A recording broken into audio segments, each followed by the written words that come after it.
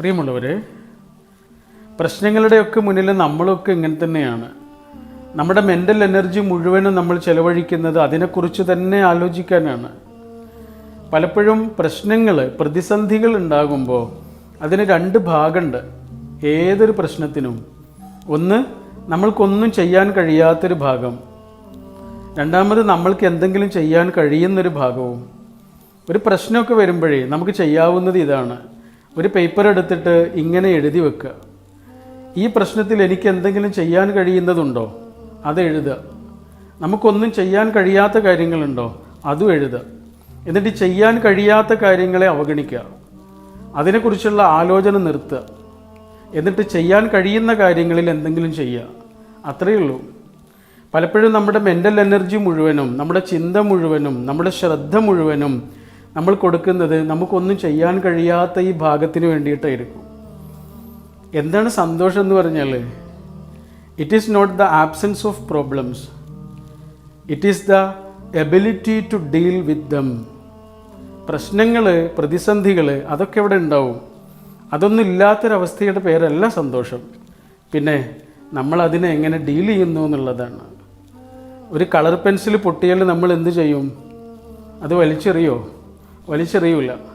ആ പൊട്ടിയ ഭാഗം കൊണ്ട് പിന്നെയും എഴുതും. എഴുത്തും വരയും തുടർന്നു കൊണ്ടേയിരിക്കും. ജീവിതം എഴുത്തിലും ഇത്രയേ ഉള്ളൂ. മലയാളത്തിൽ ഈ അടുത്ത് വായിച്ച വളരെ മനോഹരമായൊരു കഥയാണ് വിനോയ് തോമസിൻ്റെ പുറ്റ്. അതിലൊരിടത്ത് ഉറുമ്പുകളെക്കുറിച്ച് വായിച്ച ഒരു ഇംഗ്ലീഷ് ലേഖനത്തെക്കുറിച്ച് പറയുന്നുണ്ട്.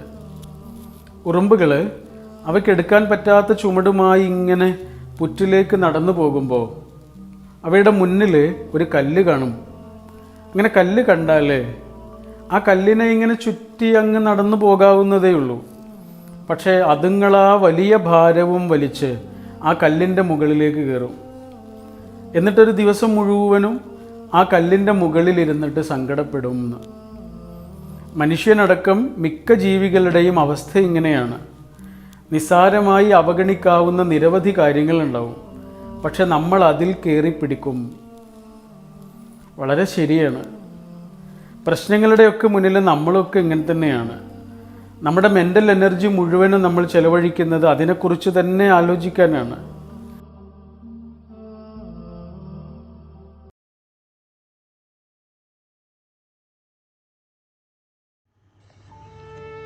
നിങ്ങൾ മരിക്കുമ്പോൾ ആരൊക്കെ കരയും എന്ന ഒരു പുസ്തകമുണ്ട്.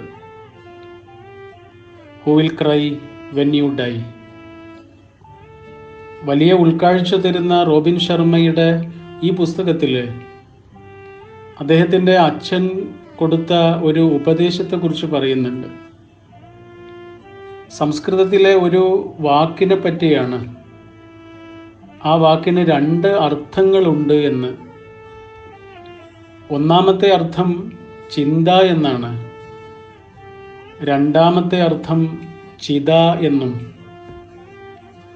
മരിച്ചുപോയവരെ ദഹിപ്പിക്കുന്നതാണ് ചിത. ചിന്തയോ? അച്ഛൻ പറഞ്ഞു കൊടുത്തു, മോനെ, അത് ജീവിച്ചിരിക്കുന്നവരെ ദഹിപ്പിച്ചു കളയാൻ ശക്തിയുള്ളതാണ്. ചിന്തകൾ ജീവിച്ചിരിക്കുന്നവരെ ദഹിപ്പിച്ചു കളയാൻ ശക്തിയുള്ളതാണ്. ഇന്നലത്തെ ഭാരങ്ങളും നാളത്തെ ഭയങ്ങളും ചിന്തയിൽ വന്ന് കൂടുകൂട്ടുന്നു. അതോടെ ഇന്ന് സന്തോഷമോ പ്രസന്നതയോ ഇല്ലാത്ത നിമിഷങ്ങളിലൂടെ ജീവിക്കേണ്ടി വരുന്നു. നമ്മൾ ഓർമ്മകളിൽ സ്തംഭിച്ചു നിൽക്കുന്നു. ചിന്തകളുടെ കാട്ടിൽപ്പെട്ട് പുറത്തേക്കുള്ള വഴി കാണാതെ ആ കാട്ടിലങ്ങനെ അലയുന്നു. കളകള് കൃഷിയെ തകർക്കുന്നത് പോലെ മടുപ്പും നിരാശയും ജീവിതത്തിലേക്ക് വിരുന്നെത്തുന്നു. ഒന്നും താങ്ങാനാവാതെ മനസ്സ് പതറുന്നു. ജീവിതത്തിൻ്റെ കളി നിർത്താമെന്ന ആലോചനയിലേക്ക് അങ്ങനെയുള്ള ദുർബല മനസ്സ് വേഗമെത്തുന്നു. ആത്മഹത്യ ഒരു ദുഃഖത്തെയും ഇല്ലാതാക്കുന്നില്ല. ദുഃഖങ്ങളെ മറ്റുള്ളവർക്ക് കൈമാറുകയാണെന്ന് അറിയാതെ പോകുന്നു. നല്ല ചിന്തകൾ, നല്ല ആരാധനകളാണ് എന്ന് തിരുനബി പറഞ്ഞു തന്നത് വെറുതെയല്ല. മനുഷ്യ ശരീരത്തിൽ ഏറ്റവും ശക്തിയുള്ള ഭാഗം ഏതാണ് എന്ന് കേട്ടിട്ടുണ്ടോ? ചുമലിൻ്റെ എല്ലാണത്രേ. വിചാരിക്കാത്ത നേരത്ത് ഓരോ കനം വന്ന് തൂങ്ങുകയല്ലേ, താങ്ങാൻ കഴിയണല്ലോ. ചുമലിൻ്റെ എല്ലിന് തന്നെയാണ് ശക്തി വേണ്ടത്. ശകലം സന്തോഷവും സകലം ദുഃഖങ്ങളുമാണ് പൊതുവേ മനുഷ്യന് ജീവിതം.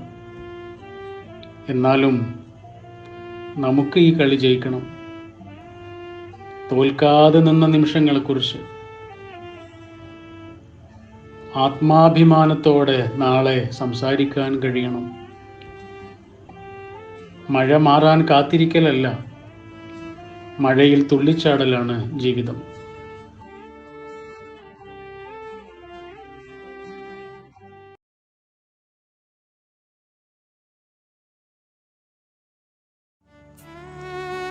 മനഃശുദ്ധിയും നന്മയും കൊണ്ട് കുട്ടികളാണ് ശരിക്കും നമ്മുടെ മാഷന്മാർ. ഈ പക്വതയുടെ ഭാരമൊക്കെ കയറി വന്നപ്പോഴേ മെല്ലെ ഇറങ്ങിപ്പോയത് കുഞ്ഞിൻ്റെ നിഷ്കളങ്കതയാണ്.